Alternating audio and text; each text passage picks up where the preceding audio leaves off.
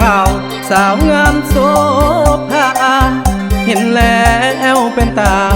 สะอ่อนโอ้สาวพินนี้วาจาสั่งหน้าอ่อนสอนสาวเผ่าดูได้พบบังอ่อนเมื่อตอนเที่ยวงานปีกายถ้าโทษบ้านเราสาวสาเศร้าลือมาดนฝากพักได้บ่หน้ามนมีแล้วบ่คนสวยเหตุหน้าสาวสั่งแก้วบานทาเห็นแล้วบาดใจบาดตายามน้องส่งหอยยิ้มมาอ่อนลาไปทั้งกายใจสาวหน้าไฟใหม่ใครเห็นก็ต้องติดอกสิขอหยิบยกในเรื่องความเก่งของนางส่วนกว้างสุดตาเลี้ยบังสายงามกระทางหน้าแสงหน้าบีบ่ห่างสั่งงามทั้งกายทั้งใจคือหลายแท้อันนี้ม่วงนี่พี่น้องเดินทางมาหาน้องกินนาลีมื้อนี้ก็ดนแล้วพี่น้องบ่ได้มาหาน้องเพิ่นเนาะก็เลยเดินทางมาหาเพิ่นเบิ่งว้ามะม่วงอย่างละว่ากระดักกระดอแท้ดกสมกับอันมันเป็นดอกเนาะทักทายสบายดีเนาะพี่น้องเนาะพบกับวันแต่คำนากายมื้อนี้ก็มาเล่นกับน้องกินนาลีในรอบหลายเดือนเลยพี่น้องสงกรานต์ก็แม่นบ่ได้มาไกลเด้อเลยวิทย์สงกรานต์จังเห็นบ่ฮู้เพิ่นอยู่เฮือนหรือบ่เนาะเดี๋ยวไปถามเพิ่นก่อนตัวมะม่วงไข่เด้อเนาะนี่เนาะมะม่วงไข่บ่แม่นมะม่วงบ่สำบายมะม่วงไข่มะม่วงบ่สำบายส้มมะม่วงสอนี่ครับขนาดน่ะม่วงแก้วสวัสดีจ้า โอ้บ่ได้มาดนละบ่แม่นลืมบ่เตียงคำแล้วบ่จะว่าบ่จื้อบ่เตียงคำแล้วเมาแต่ไปซอยเวียกงานสังคมหลายบ่ได้มาไกลเลยปโลบ้านนั้นปโลบ้านนี้อยู่ตลอดบ่ปีใหม่หันวันที่12หันไปอันนั้นวันที่12ล่ะไปบ้านอย่างบ้านกระจามพุ่นน่ะไปทั่วทีบเลยคนบ่อยู่กับที่ โอ้ไอ้น้อยนี่เนาะใจบุญใจกุศลอยู่บ่ลานสาวฮะอยู่นะเนาะบ่ได้ไปเวียกไปงานโอ้ปิดตาจำแจ้วขนาดเลยนี่พี่น้องนี่เดี๋ยวสิบังคับคนเฮ็ดแจ้วให้กินกัน บังคับผู้สาวเหมือนกันสิมาถามเพิ่นว่าผู้บ่าวพาไปลิ้นใส่แน่เนาะสงกรานต์บ่มุกบ่พาไปโอ้บ่มุกเลยบ่โอ้บ่สุกแล้วเจ้าบ่ทันแล้วเจ้าบ่ทันเบ้าสุกแล้วบ่ทันบ่มุกแล้วบ่สุกเอ้ยโคนเขามาทำคะแนนกว่าเจ้าแล้วบ่สุกจบเจ้าบ้านนี่เจ้าพยายามทำคะแนนให้หลายที่สุดเด้อมื้อนี้เด้อว้ายสมพรจังโทรหาอาจารย์เนาะไปบ่ว่าซั่นโอ้ค่าเด้อว่าลิฟเพิ่นไปเดี๋ยวตามหาสาวลาวกันได้จัดงานอยู่บ่อยู่นี่ฮะโอ้ตูบนี่บ่ตูบคนมักม่วนนี่ว้ามันต้องเอารถไถคันนี้ไปนะจังคักนะไปปีใหม่มันต้องรถไถคันนี้งามเลยพี่น้องรถไถเพิ่นจอดเอาพี่มาเลาะบางทีโอ้มะม่วงตัวนี้มะม่วงยังตัวนี้หมูซื้อมันแต่ว่าเอามาปลูกมะม่วงอย่างพี่น้อง มันสุกจักเทื่อแล้วนี่ต้นนี่ ย่างดำหากระปิ่น ปีนี้ได้กินละสงสัยเฮาก็สิได้กินก้อนหมูละ ถ้าสุกก่อนเด้อ ตำเจียว กินสุกเอาว้าอันนี้ก็เป็นสระป่าเพื่อนพี่น้องปลาดุกเฮ็ดอ่างสำนี้ก็ได้เรื่องเนาะบ่จำเป็นต้องเฮ็ดใหญ่สำนี้นี่ก็บ่ธรรมดาละเลี้ยงสำนี้เนาะที่จริงก็บ่จำเป็นต้องใช้พื้นที่ใหญ่โตปานนั้นพี่น้องคือเฮาเฮ็ดเลี้ยงกบเบาเตียงไปสุรินทร์เนาะเบาเตียงเห็นเพิ่นเลี้ยงกบในเพิ่นเอาแหยงดำอ้อมแล้วก็ขุดขุมน้อยๆเอาผ้ายางโล่ลงเอาผ้ายางปูแล้วก็ปล่อยน้ำใส่น้อยๆแล้วก็ใส่อิฐบล็อกเพื่อให้มัน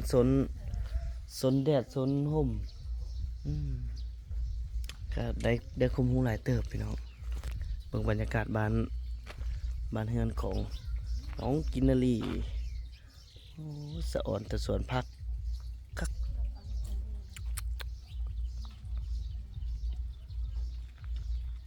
โอ้งัวเฮือนนี่บ่นี่โอ้ช่วงนี้ก็หญ้าก็สิอึดหน่อยนึง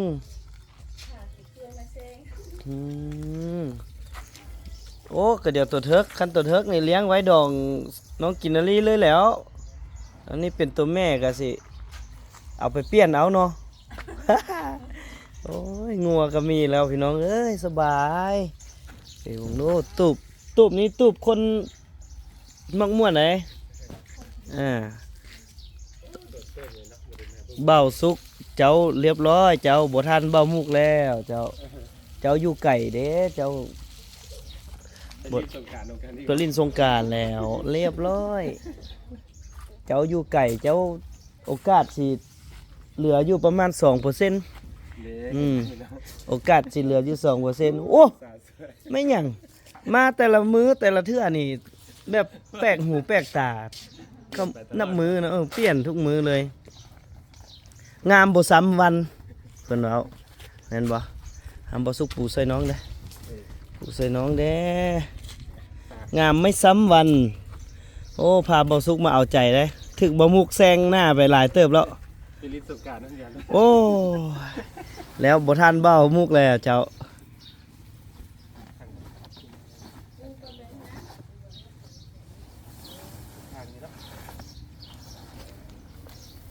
เรียบร้อยบ่สุก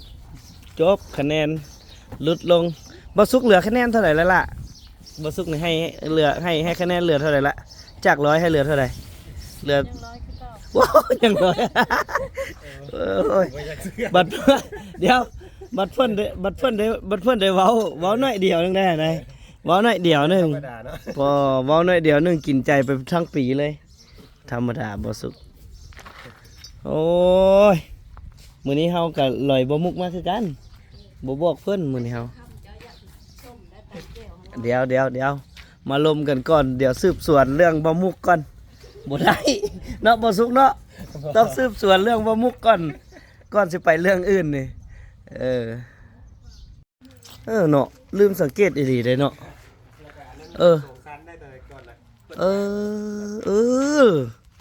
บ่ได้สังเกตเฮือนน้องเพิ่นเลยโอ้เลยน้องกินขึ้นแล้วบ่เฮือนไหมนี่แหล้วต่อออกมานี่กำมังทั้งทึงนี่ใส่โต๊ะบอนนะฮะโอ้ยตกใจเป็นก่อนเป็น2 ชั้นบ่ให้เห็นเพิ่นได้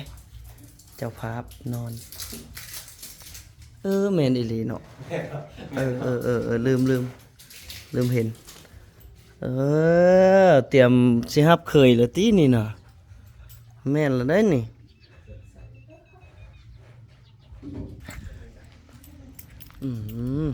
สมพ่อพี่น้องเอ้ยบ่เตียงก็ลืมสังเกตเนาะที่จริงกับเพิ่นก็ปรับปรุงเฮือนเพิ่นเดี๋ยวรอท่าน้องเพิ่นอยู่นี่ เพิ่นกำลังแกะเอาน้ำมาสู่มันเป็นเคินว่ามันเป็นวิถีหรือว่าฮิตของประเพณีลาวเฮาเนาะเวลาแขกคนมาแบบนี้นะเพิ่นก็สิมีน้ำมีอหยังมาเสิร์ฟให้กับแขกเนาะประมาณนั้นขึ้นวันนี้สิสืบสวนนี่มาให้บ่าวเตียงสืบสวนซะดีๆพี่น้องว่าวันสงกรานต์เธอไปใส่มา สงกรานต์ก็ไปเล่นกันเนาะ เอ้ยเห็นคลิปว่าไปลิ้นหาดบ้านให้แมันบ่ผู้ใดเนาะพาไปเนาะ ไปคนเดียว ดูไปคนเดียวถามม่วนบ่คนหลายบ่อยู่หาดบ้านให้ ม่วน ม่วนอยู่ ว่าซ้ำปีกายม่วน ปีกายเป็นอะไร คนโบราณ ฮะ ที่นี่คนโบราณกันใด โอ้เบียดสำนั้นยังว่าคนบ่หลายอยู่ปีกายนี่คนหลายกว่า หลายกว่านั้น ตอนไอ้ไปแห่งบ่มีคนเลยมือทำอิฐฮะบ่มีคนเลย มือที่ยึดบ่มี มือวันที่12นะเขาเริ่มวันที่13แล้วอยู่ห้องการก็เฮ็ดบ่เฮ็ดงานเลี้ยงบ่ม่วนขนาดเนาะ ม่วนเลย แบบเขาเจ้าจัดไปได้ทุกปีวะทุกปีแล้วเขาเจ้าเฮ็ดให้แบบพนักงาน ทุกปีเลย ใส่เสื้อตัวซื้อใหม่ฮะเอาเสื้อสั่งมาสุดก่อนนะเสื้อแบบไหนตัวเอากับไอ้นะเสื้อแบบไหน เสื้อตัวใด โอ้ยแตะปีกายเลยมัน ลืมเลยเนาะ ลืมละ มันขาดแล้ววะเดี๋ยวถามน้องเงินกินนารีก่อนว่า ปกตินี่เครื่องนุ่งนี่ปีหนึ่งฮอดบ่5 สุดซื้อนี่ กายอีก ไก่ สมพอเฮามานี่ คือเข้ากองเฮานี่สุดละคลิปนะถ้ามางวดใหม่เพิ่นก็สิเปลี่ยน คือเฮาบ่ได้ซื้อมาให้เพิ่นได้เพิ่นลงทุนเอง เครื่องลาย แล้วก็ไปบริจาค เคยนุ่งแบบว่าฮอดปี2 ปีบ่บ่เคย จักเทื่อหลายสุดนะ ประมาณ 4-5 เทื่อนี่แหละ เออ ปืนหนึ่งกระเซ้าบนหนึ่ง แบบว่า บางทีก็น้องหนึ่ง ก็เข้าใจเนาะเทรนด์ของผู้หญิงนี่มันจะเปลี่ยนไปเรื่อยๆเนาะเพราะว่าถ้านะเทียบใส่ผู้ชายดังเช่นคือบ่เตียงนี่เสื้อตัวเดียวนี่นุ่งตั้งแต่เปิด2นี่เห็นบ่ 4 ปีโอ้ยพอเปลี่ยนแล้วเฮาก็ได้โอ้คันมีเงินเดือนคือต้องกินข้าวอยู่ซื้อก็ได้ พอใช้ บ่พอใช้ซ้ำมีโบนัสตี้ช่วงสงกรานต์เมื่อกี้นี่บ่มีเลย บ่ ถ้าสมมุติจ่ายย้อนหลังอะไรบ่จ่ายค่าเสื้อย้อนหลัง โอ้ยบ่มุกเฮ็ดคะแนนกายบ่สุกแล้วพี่น้องเอ้ยมาบ่ทันเพิ่นก็โทรส่วนอายุแต่อ้ายหั่นไปบ่ได้คืออันแม่จะว่าบ่แม่นยันได้จ่ายค่าเบียร์บ่ โอ้ยมันหลายงานไอ้มันมีงานกุศลเฮ็ดโรงเรียนพี่น้องเอ้ยใส่บ้านเจ้านี่มีหลังเดียวนี่บ่บ้านอันนารัดควายนี่มีหลังเดียวนี่ อืม เพราะว่าไอ้บ่ได้ฮู้หลังอื่นเลยได้ไอ้ฮู้แต่หลังเฮือนหลังเจ้านี่ อยู่แถวไหนก็มี เออ ไปหาเลาะเลี้ยงขนมเด็กน้อยวะไปหาเลาะเลี้ยงขนมเด็กน้อยทางในบ้านนะมันมีจักจุ่มจักยุบจักอีหยัง 1 2 3 3 คุ้มแต่เป็นคุ้มน้อยๆมันบ่ไม่บ่สุกคือเตรียมพร้อมดีแท้ นี่ต้องการ โอ้เอามาฮดน้องเพิ่นคืนไป ยังอยู่ในเดือนสงกรานต์อยู่นะ เดือนนี้ก็ได้เอามาฮดแล้วนะนี่ หายกับพี่เช่าอ่ะ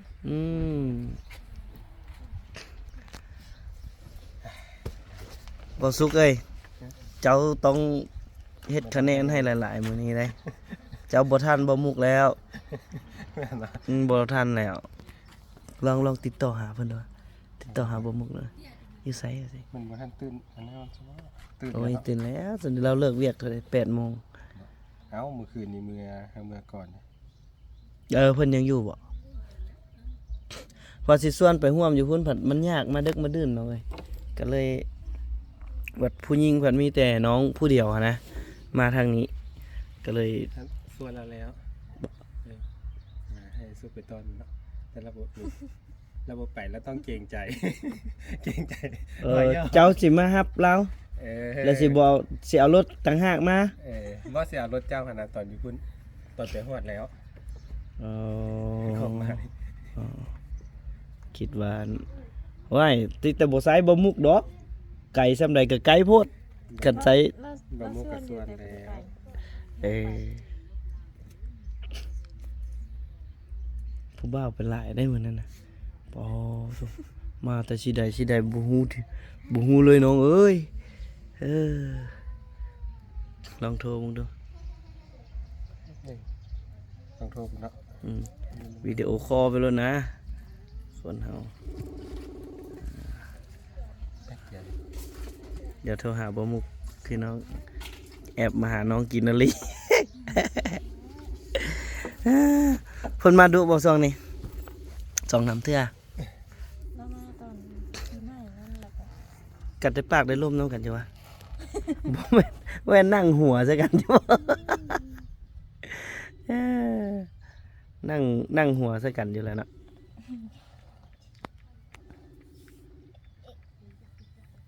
บ่ฮับซ้ำ จักว่า โอ้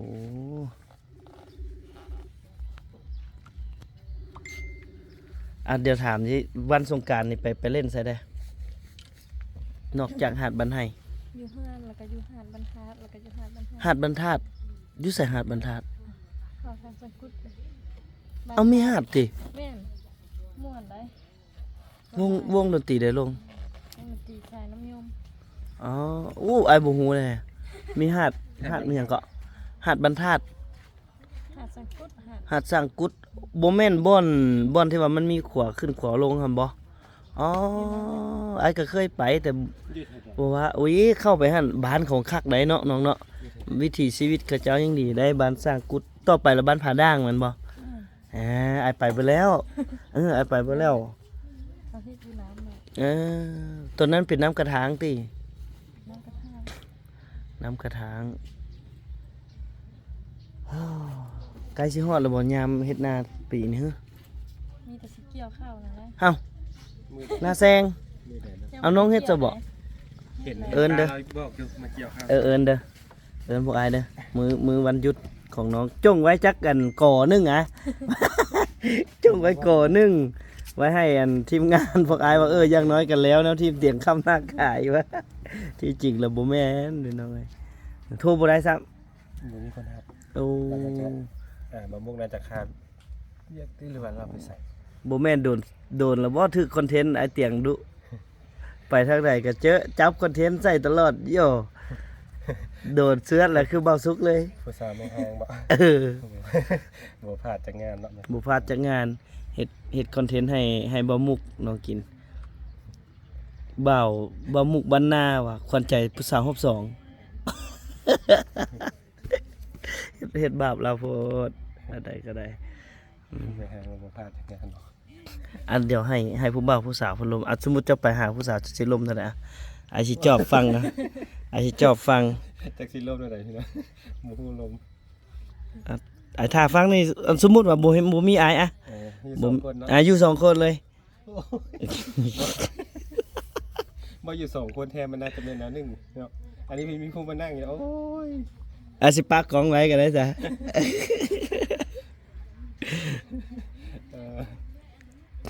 ปกติตุ้มนี้นี่บ่ค่อยมีไผมาดอก มีแต่อันทีมงานพวกเฮานี่แหละมาเนาะลองกินเนาะ สลายพุ่น คนนั้นแท้มันอยู่ในโทรศัพท์พุ่นอยู่ในเครื่องพุ่นเห็นบ่กิ้งกัง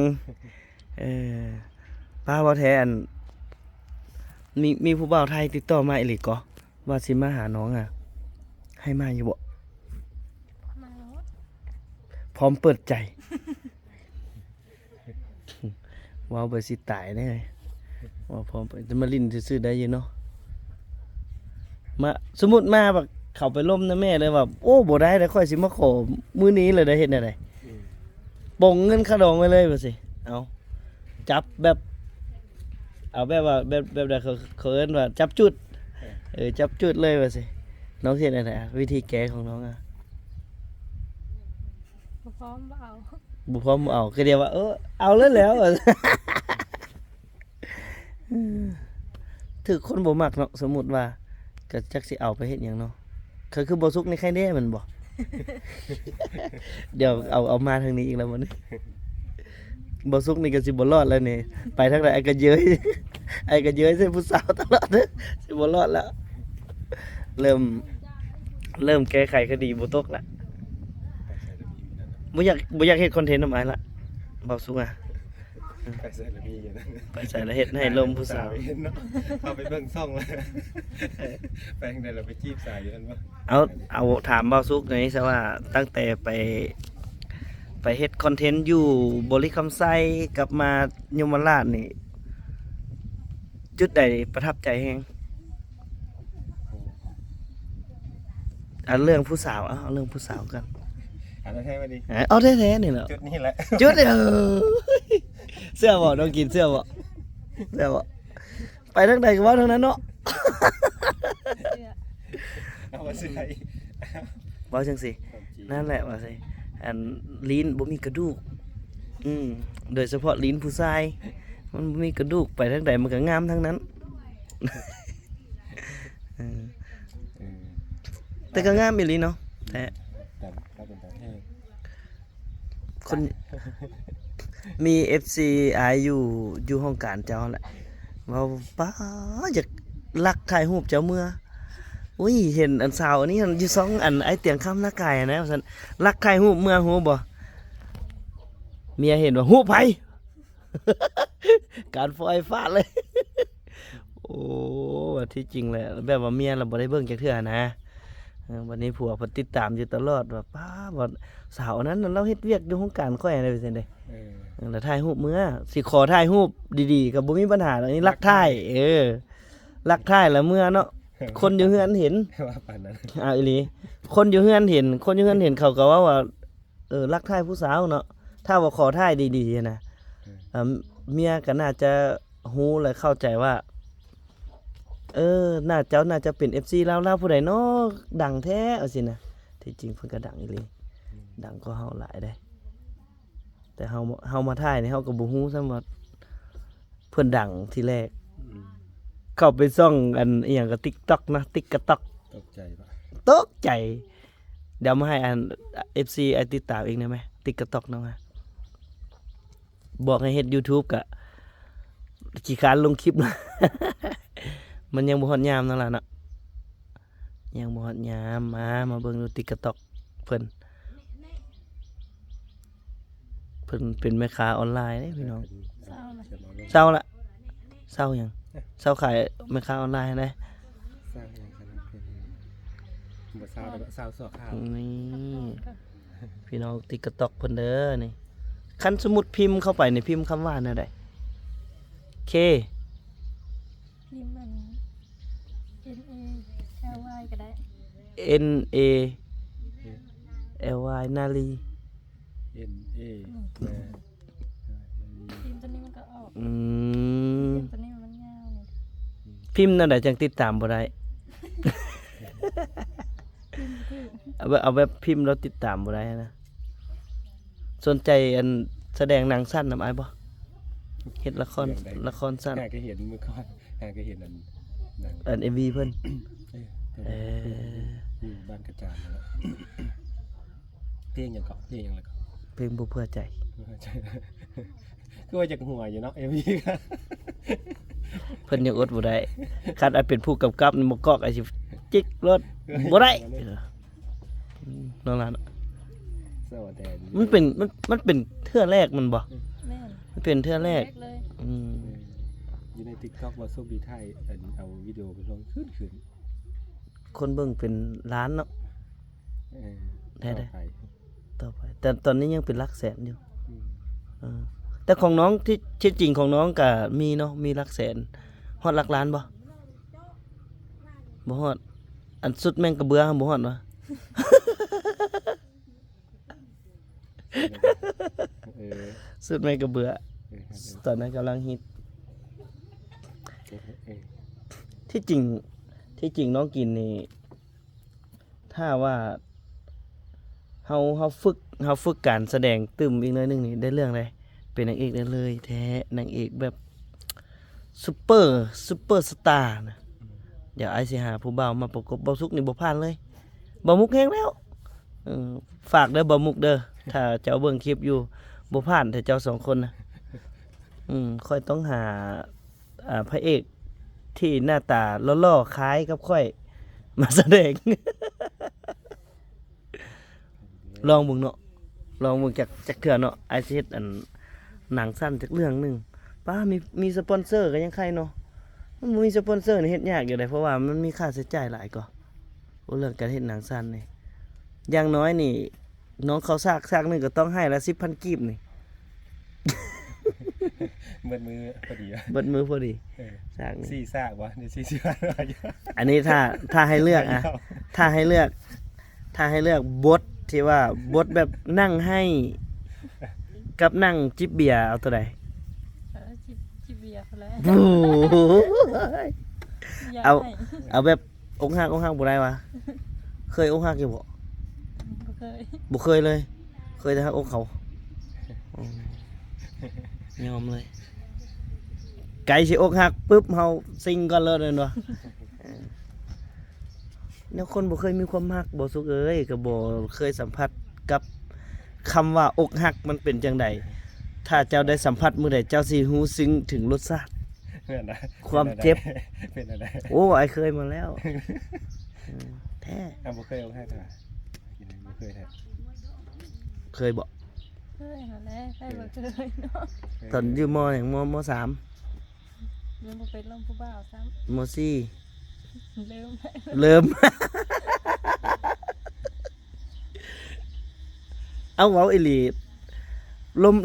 ลมผู้บ่าวครั้งแรกนี่ตื่นเต้นบ่เว้าอีหลีได้เล่าสิเล่าประสบเดี๋ยวสิเล่าให้ฟังอีกอ่ะ เด็ก เอา โทย